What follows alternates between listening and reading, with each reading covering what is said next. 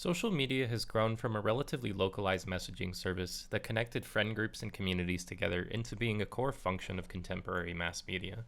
Its influence can be felt and seen across the entire United States and arguably the world with just how many people interact with social media apps. The Nielsen Research Center conducted a study and found that in the United States alone, 142 million users log into social media apps on their phone and 133 million users on their personal computers. Understanding the amount of time that is spent daily on social media apps is just as important as how many users access social media to begin with. Interpreting data collected from Statista between 2012 and 2017, average daily use of mobile media for individuals in the United States grew from 88 minutes to 157. In that time, people are absorbing text, images, video, and subsequently rhetoric. Once an image is added into the collected memory of the internet, despite how small an audience it may see in comparison to others, it's forever stored and has the potential to cycle to millions of people to experience and interpret over social media.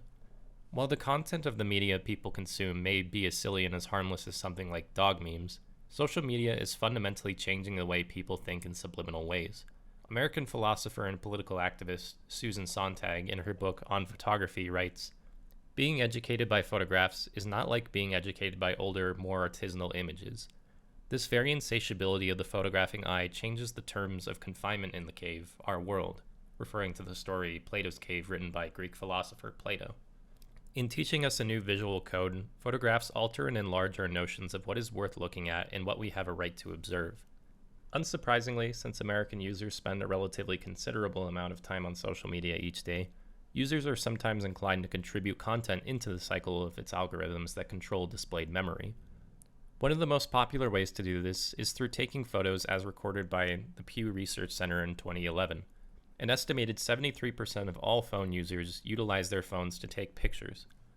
Through social media, people are being conditioned to think through images, responding emotionally, grafting a meaning upon, and building an understanding of the world through them. To illustrate this analysis will focus on a photograph that was taken in Washington, D.C. during the Capitol Hill riot on January 6, 2021, and argue how it might be interpreted by the world at large through social media.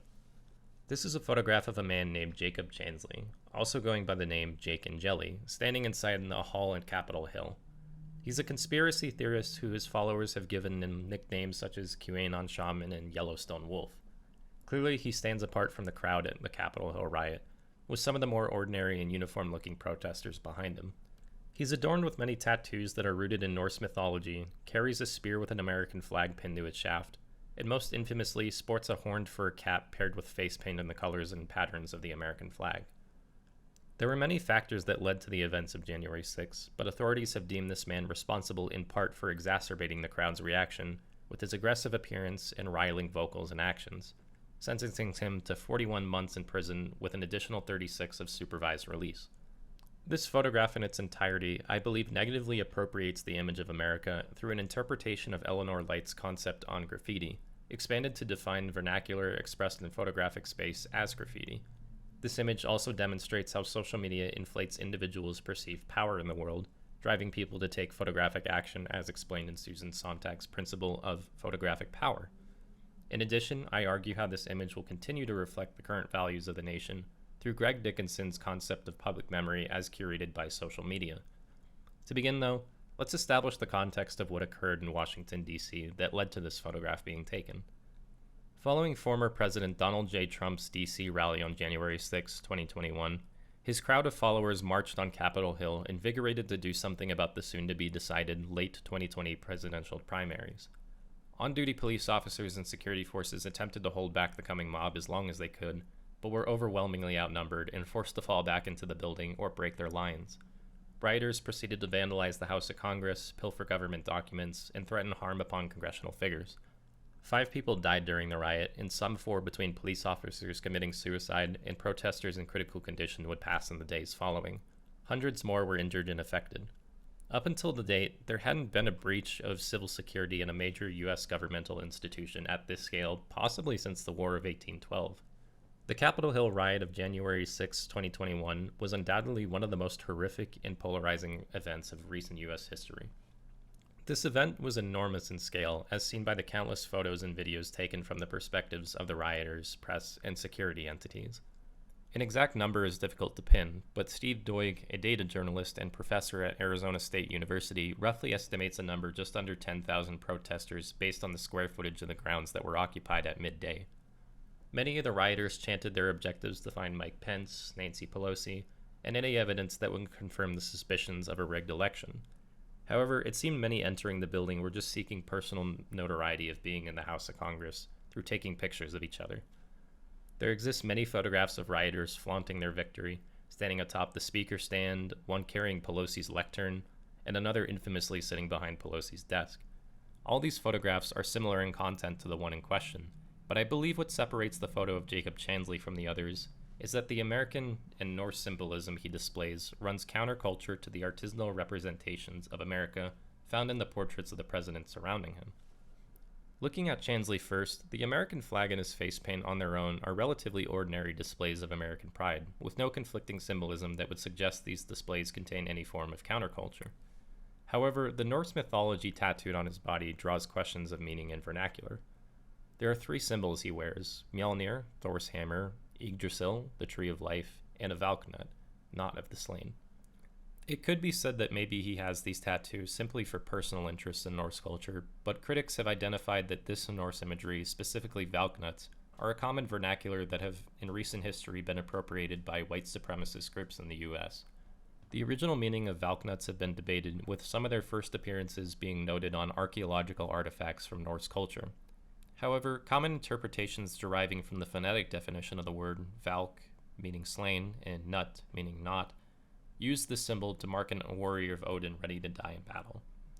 White supremacist groups, namely the Neo-Folkish movement, utilize them in protest signage, concluding possible intent for his Norse iconography extends from, at its most harmless, a genuine passion for Norse culture, and at its worst, an alignment with white supremacist values. In relation to Chansley's appearance in the photo is the space that he inhabits, a hall within Capitol Hill adorned with painted portraiture of past presidents of the United States.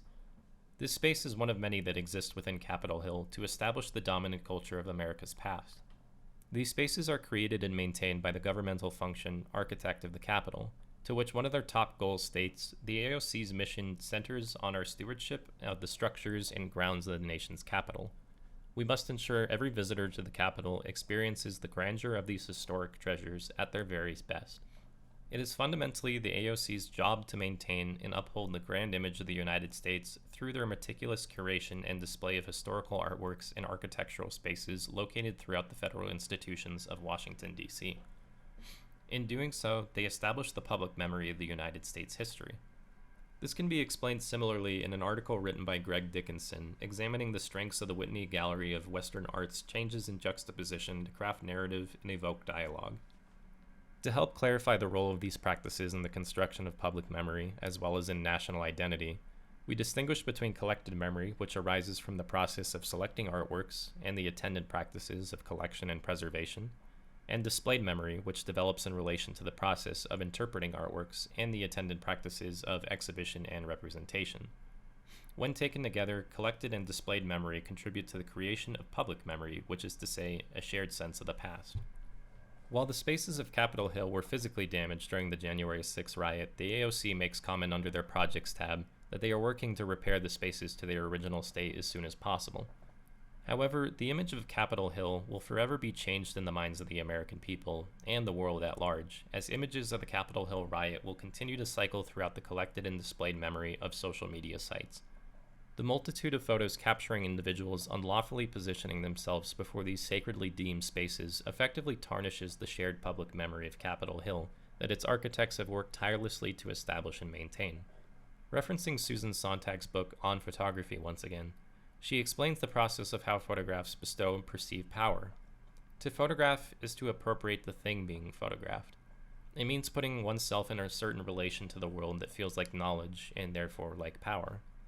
In a sense, these individuals, Jacob Chansley among them, are appropriating the image of the United States by positioning themselves before these spaces and injecting their own rhetoric with their actions and displayed symbolism.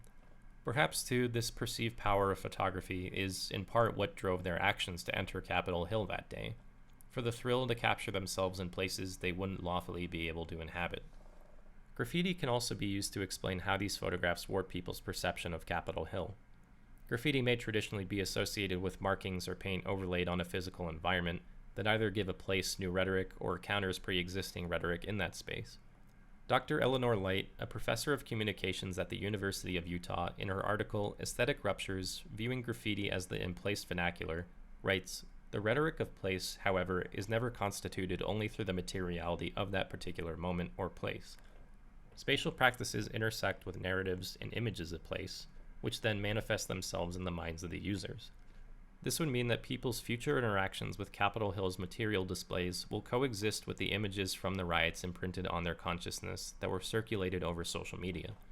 As long as social media continues to cycle content about the riot, usually regulated by promoting trending searches, the image of Capitol Hill will remain rooted in its recent history." Trump, following the Capitol Hill riots, condemned the acts of the protesters that day, saying that they do not represent America. But taking this photograph for what it is, it's difficult to say that they don't. Protesters like Jacob Chansley proudly adorn the iconic colors and patterns of the American flag, the very same one that waves affixed on top of Capitol Hill. They loudly proclaim their ideas of how America should be, rooted in the very rhetoric that founded the nation to begin with. They fully embody that rhetoric by taking their actions they did on January 6 against what they believe to be a tyrannical government. Jacob Chansley is both everything that America is and everything America should not be. Many accuse Trump and some of his administrative constituents for inciting the violence that ensued at the Capitol Hill riot. While these arguments hold merit, social media's influence in the events of January 6th can't go unstated. Social media has forever inflated the egos of anyone who wields a phone with a camera. Its effect is variable on how often individuals interact with it and how aware they are to its power over them. However, when left unmoderated either by the individual or by the creators of the many social media apps, its potential to organize people to act upon incomplete information, or for the sake of personal favor within the algorithm, will continue to swell and lead to events like this. Capitol Hill will be repaired over time, and any physical graffiti will be meticulously removed to return the monument to its original form. This image, though, will forever cycle in the collected memory of the internet. American culture will forever be perceived differently because this photograph effectively graffitis the image of the nation both in foreign and domestic circles of social media.